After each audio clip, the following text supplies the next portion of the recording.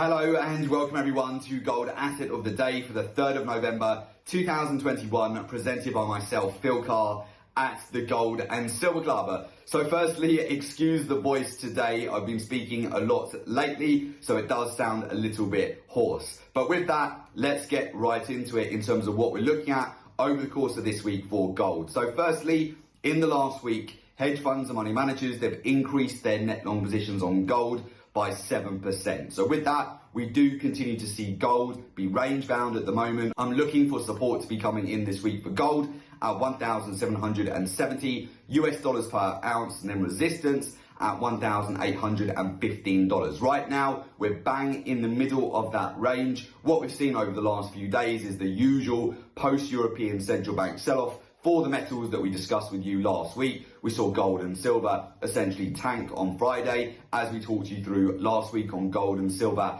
asset of the day. At the beginning of the week on Monday for the 1st of November, we saw gold, silver, platinum, palladium, copper, they all surged to the upside. In fact, we caught over a 4% move to the upside on palladium, a 500-point breakout to the upside. Alongside that, we've also been able to add further exposure to copper here as well. As you know, we remain in gold at 1,727 US dollars per ounce. Now, the normal playbook going into an FOMC statement that we have on Wednesday so far this year, very much like the European Central Bank announcement, typically the metals, they sell off the day after an FOMC statement. So on Thursday, I'd expect pressure to the downside. However, on Friday, you have non-farm payroll data. Last year on the non-farm payroll data, we had a 500-point breakout to the upside for gold off that data, and over a 2% breakout to the upside for silver. So bear that in mind. This week, again, expecting range-bound price action and looking to capitalize on that range. So on gold, between 1770 acting as support, and then up to 1815 acting as resistance. Right now, we're in the middle of the range around 1785.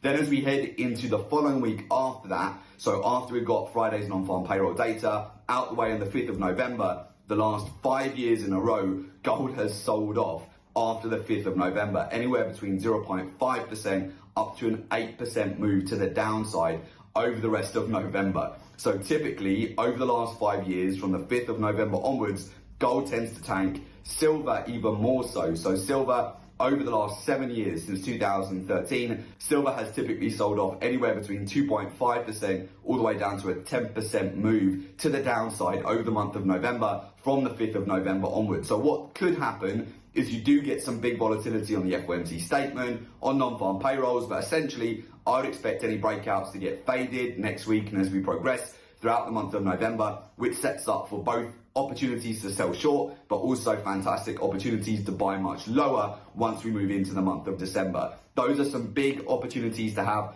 on your radar as we continue to transition through the month of November. So of course, this is where you want to be utilizing statistics, data, market intelligence for much more informed decisions in the market, utilizing a research-driven approach. Alongside that, understand the daily, the weekly, the monthly, the quarterly cycles for each commodity. Capital flows, very important. We saw end of month profit taking, capital outflows right at the end of last week on Friday, and then right as we moved into a new month on the 1st of November on Monday, gold, silver, platinum, palladium all broke out. Both platinum and palladium surged 4%. Very quick gains. We were able to benefit off the back of that. And alongside that, of course, you want to be utilizing intermarket correlations, ratios in the market. Be aware of the big news items which will have the largest impact on each commodities, where you can profit extremely fast off those impulse moves. And alongside that, be aware and know how the hedge funds, money managers, banks and institutions are positioned in the market. That will help you massively to get an edge. So with that, if you would like to join our community of successful traders,